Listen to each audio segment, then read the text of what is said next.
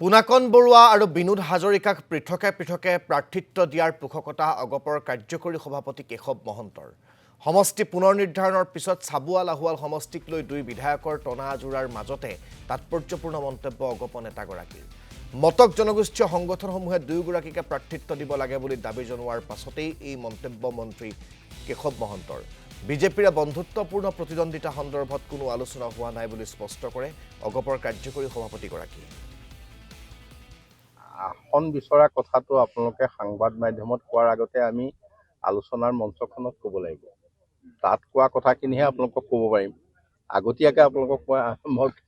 ক'ম কেনেকৈ গতিকে ইয়াত কথা হৈছে আপুনি যিটো কথা কৈছে নহয় এজিপি দলটো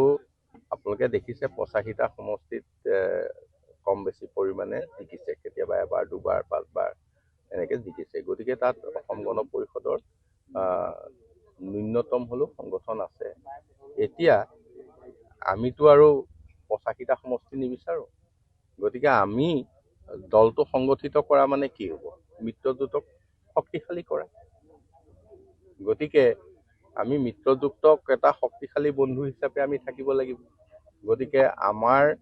দলীয় য'ত কৰ্মকৰ্তাসকল আছে তেখেতসকল সংগঠিত হ'লে আমাৰ প্ৰাৰ্থী য'ত উঠিব আমাৰ প্ৰাৰ্থীৰ সহায় হ'ব